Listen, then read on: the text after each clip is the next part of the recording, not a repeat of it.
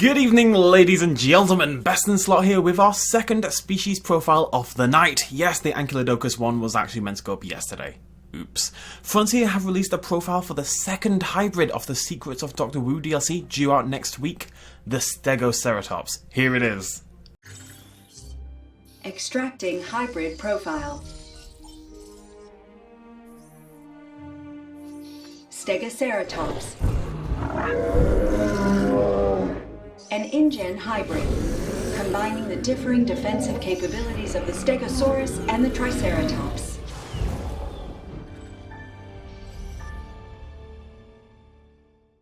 Isn't she pretty? Look, I think she's pretty anyway. She's definitely more Triceratops than Stegosaurus. She's essentially a Triceratops dialed up to 11 with some Stegosaurus thrown in for good measure.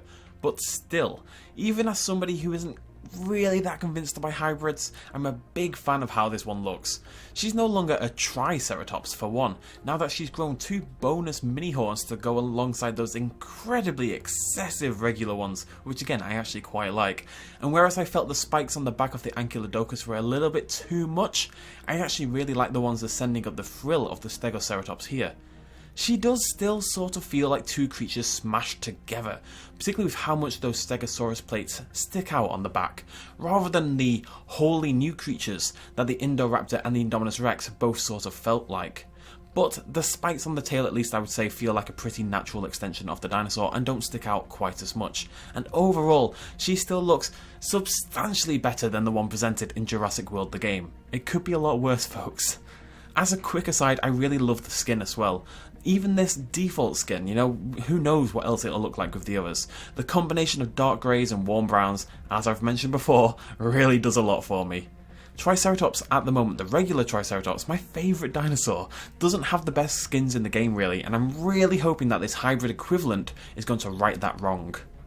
Just before we move on to the next clip, I want to bring up a really good shot of the Stegoceratops from a website called PC Games N. Now, I have never heard of this website, and I have no idea why they've been chosen to give all this exclusive footage and early access and stuff, but they have. And not only do they have some exclusive screenshots of the Stegoceratops, such as the one you're looking at right now, but some spoilers for how it will actually be introduced to the dinosaur as well.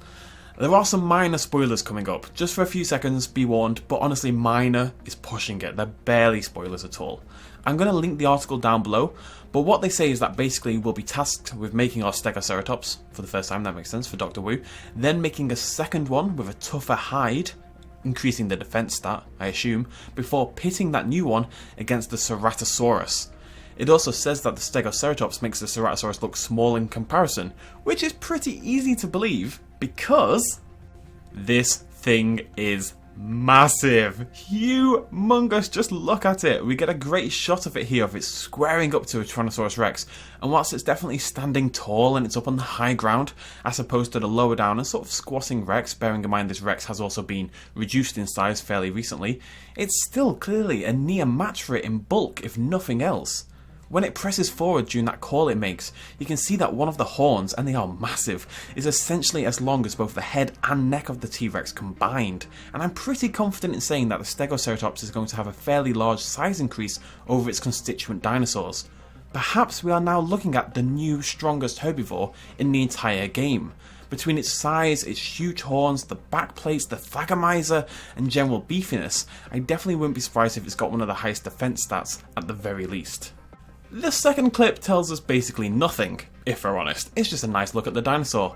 I am curious as to how those of you who hate the idea of hybrids in the game feel about this one in particular, as I think this is a substantial upgrade, and I capitalised that in my script, on the derpy monstrosity that is the Ankylodocus. And I don't think that's just my love for ceratopsids speaking. Whilst I do think this Stegoceratops looks a little movie monster, a little too clearly a hybrid, two dinosaurs smashed together rather than a new dinosaur necessarily, I do think it'll slot reasonably well into the evolution canon. As a general aside, it's worth noting again that both clips take place in Isla Muerta style lighting, that dusk dawn orange sort of lighting, and that's one of the two islands we'll be able to play on come Tuesday when the DLC does release. Does this mean the Stegoceratops is revealed pretty early on with the Ankylodocus, or that Muerto is actually the second of the 2 islands we'll unlock? Or indeed, does it mean absolutely nothing in the slightest, because there's a day-night cycle coming in the patch, so who even knows? Who knows? But that's the fun of speculating. Before we go, I do want to mention that PC Games N, the same article I mentioned earlier, have said in this article on the Stegoceratops that there will be another hybrid profile tomorrow, which means, I assume, we're going to get our first real footage of the Spinoraptor. Now, given how much I love the design of the Spinoraptor, I'm pretty excited by that. Anyways, thank you for joining me so much as always, folks. Please do hit the like button if you enjoyed this little video, subscribe to be kept up to date with everything from Jurassic World Evolution, and be sure to leave a comment down below with your thoughts and feelings on the latest dinosaur to join the Evolution roster. Cheers, much love, as always. Bye-bye. A little shout out at the end. This video and others like it would not be possible at all without the support of you guys watching me at home, and also everyone on this Patreon page right here who supported me in the last month. If you want to help out as well, you can do so at patreon.com/bestinslot. Every little really helps. Cheers.